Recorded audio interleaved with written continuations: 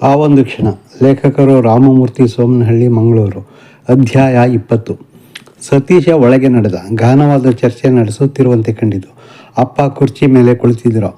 ಅಮ್ಮ ಚಾಪೆ ಮೇಲೆ ಕುಳಿತಿದ್ದರು. ಅವರ ಪಕ್ಕ ಅಕ್ಕ ಪೂರ್ಣಿ. ವೆಂಕಿ ಕೋಣೆಯ ಬಾಗಿಲ ಬಳಿ ನಿಂತಿದ್ದ. ಸತೀಶ ಅತ್ತಿತ್ತ ನೋಡಿದ. ಎಲ್ಲರೂ ಮೌನವಾಗಿ ಕುಳಿತಿದ್ದರು. ಏನೆಂದು ತಿಳಿಯಲಿಲ್ಲ. ಫಲಿತಾಂಶ ಏನಾಯಿತು ಸತಿ? ಅಮ್ಮ ಕೇಳಿದರು. 2nd ಕ್ಲಾಸ್, ಚುಟುಕಾಗಿ ಉತ್ತರಿಸಿದ. ಅಕ್ಕ ಅಭಿನಂದಿಸಿದಳು. ಒಳ್ಳೆಯದು, ಸ್ವಲ್ಪ ಕಷ್ಟಪಟ್ಟಿದ್ರೆ 1st ಕ್ಲಾಸ್ ಬರ್ತಿತ್ತೇನೋ. ಅಮ್ಮ ತಮ್ಮ ಬಯಕೆ ವ್ಯಕ್ತಪಡಿಸಿದರು. ಇವನು ಓದಿರೋ ರೇಂಜ್ಗೆ 2nd ಕ್ಲಾಸ್ ಜಾಸ್ತಿನೇ, ಕಿಚಾಯಿಸಿದ ಬೆಂಕಿ. ನಮ್ಮ ಪುಣ್ಯ, ಪಾಸಾಗಿದ್ದಾನಲ್ಲ, 1st ಕ್ಲಾಸ್ ರ್ಯಾಂಕ್ ಎಲ್ಲ ಕನಸು. ಅಪ್ಪ ಅಸಮಾಧಾನ ವ್ಯಕ್ತಪಡಿಸಿದರು. ಸತೀಶನಿಗೆ ಅವಮಾನವಾಯಿತು. ಬೇಸರದಿಂದ ಕೋಣೆಯತ್ತ ಹೊರಟ. ಎಲ್ಲಿಗೆ ಹೊರಟೆ? ಸ್ವಲ್ಪ ನಿಲ್ಲು. ಅಪ್ಪನ ಧ್ವನಿ ಕೇಳಿ ಅಲ್ಲೇ ನಿಂತ. ಅಪ್ಪನಿಗೆ ಮೈಸೂರಿಗೆ ವರ್ಗಾವಣೆ ಆಗಿದೆ ಎಂದರು ಅಮ್ಮ.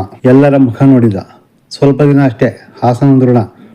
ಮೈಸೂರಿಗೆ ಹೋಗಬೇಕು, ಅಲ್ಲೇ ಮನೆ ಮಾಡೋಣ. ಈಗಿನಿಂದಲೇ TC ತಗೊಂಡು ಮೈಸೂರು ಕಾಲೇಜಲ್ಲಿ ಸೇರ್ಕೊಳ್ಳೋದಕ್ಕೆ ವ್ಯವಸ್ಥೆ ಮಾಡ್ಕೊಳ್ಳಿ. ಪದೇ ಪದೇ ಅಲ್ಲಿಂದ ಬರೋದಕ್ಕೆ ಆಗೋದಿಲ್ಲ.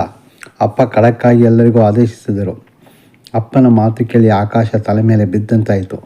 ಏನು ಹಾಸನ ಬಿಡಬೇಕಾ? ಮೈಸೂರಿನಲ್ಲಿ ವಿದ್ಯಾಭ್ಯಾಸನ? ಯಾಕೋ ಆಶ್ಚರ್ಯಕರವಾಗಿ ಕೇಳ್ತಿದ್ದೀಯಾ? ಇದೇನು ಮೊದಲನೇ ಸಲ ವರ್ಗಾವಣೆ ಆಗಿರೋದಾ? ಸರ್ಕಾರಿ ನೌಕರ ಅಂದಮೇಲೆ ಇದೆಲ್ಲ ಮಾಮೂಲಿ, ಸಹಜವಾಗಿಯೇ ಹೇಳಿದರು. ಆದರೆ ಸತೀಶನಿಗೆ ಈ ಸಲದ ವರ್ಗಾವಣೆ ಬೇಸರ ತಂದಿತ್ತು. ಈ ಹಿಂದೆ ಆಗದ ಅನುಭವ ಇಂದು. ಹಾಸನ ಬಿಡಲು ಮನಸ್ಸಾಗುತ್ತಿಲ್ಲ. ಆತ್ಮೀಯ ಗೆಳೆಯರಾದ ರಮೇಶ, ನಟೇಶ, ರಂಗನ, ಮೇಲಾಗಿ ತನುಮನ ಆವರಿಸಿರುವ ಸುಜಿ ಅವರೆಲ್ಲರನ್ನೂ ಬಿಟ್ಟು ಹೋಗಲು ಸಾಧ್ಯವೇ ಇಲ್ಲವೆನಿಸಿತು.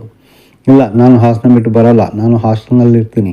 ಇಲ್ಲ ಅಂದರೆ ರಮೇಶನ ಜೊತೆ ಇರ್ತೀನಿ, ಸತೀಶ ಬೇಸರದಿಂದ ಹೇಳಿದ. ಮಗನ ಮಾತು ಕೇಳಿ ಒಮ್ಮೆಲೆ ರೇಗಿದರು. ಯುದ್ಧ ಏನು ಮಾಡ್ತೀಯಾ? ಗುಡ್ಡೆ ಆದರೂ ಕಟ್ಟಿಟ್ಟಿದೀಯಾ ನೋಡು.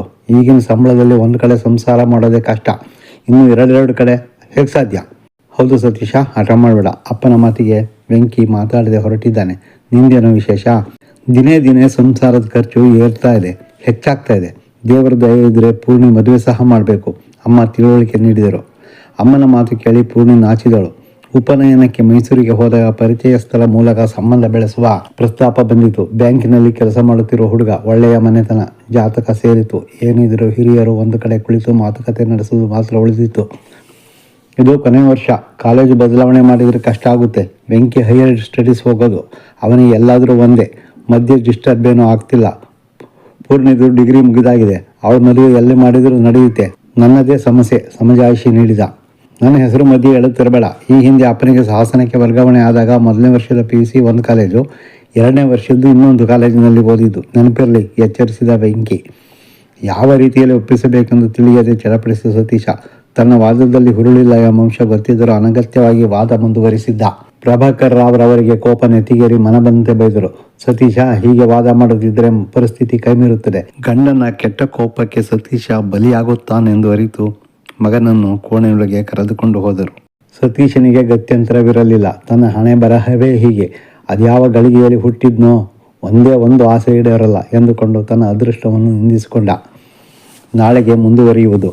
ಆಡಿಯೋ ಕೇಳಿ ನಿಮ್ಮ ಅಭಿಪ್ರಾಯವನ್ನು ತಿಳಿಸಿ, ಶೇರ್ ಮಾಡಿ, ಚಾನಲನ್ನು ಸಬ್ಸ್ಕ್ರೈಬ್ ಮಾಡಿಕೊಂಡು ಪ್ರೋತ್ಸಾಹಿಸಿ. ಧನ್ಯವಾದಗಳು.